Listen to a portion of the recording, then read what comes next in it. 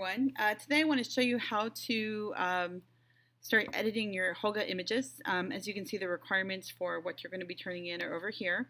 That should be, I spelled that wrong, manipulated. Okay, anyway, so photo 2 and 3, you're going to be turning in 2 regular images, but all your images are going to be free of dust, scratches, adjusted, cropped, all that stuff if you need to. So let's talk about how to do that.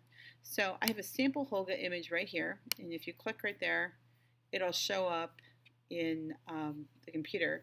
So I've already downloaded it, but if you haven't downloaded yet, you click on the download button over here, and it'll show up down here if you're in Chrome. If you're in Safari, I'm not sure where it'll be.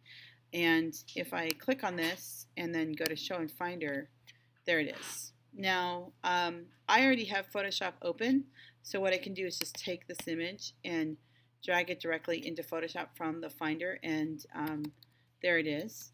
If you don't have Photoshop open, one way you can open it up is if you click on the image and hold down the Control key and say Open With, and then click on Adobe Photoshop that way. That's also another way to open it.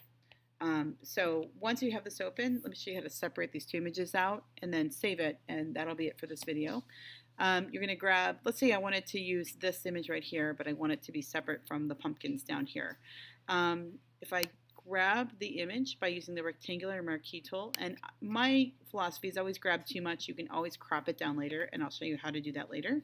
So I'm going to grab the image and say Edit, Copy, and for full disclosure, I'm working on just one layer when I do this. So Edit, Copy from one layer, and then go to File, New, and if you have something on your clipboard from a selection, it'll automatically make it the clipboard selection. So when I hit Create and then say Edit, Paste, that's the exact same size as what I have, so that's ready to go.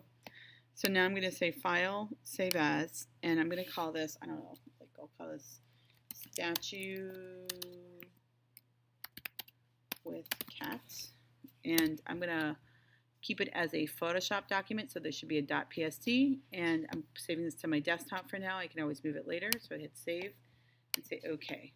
So that's the first part of this whole assignment. It's just opening up the image, downloading it, and separating it and saving it. Now for the pumpkin, just to go back for that, that's a little bit different because, let me show you. So if I select this, right, Edit, Copy, File, New, there's my clipboard, OK, Create,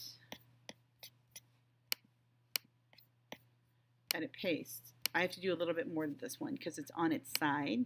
So I'm going to go to Edit, Transform, no, I'm sorry, Image rotation, and I think it's 90 degrees clockwise. Yep, there we go.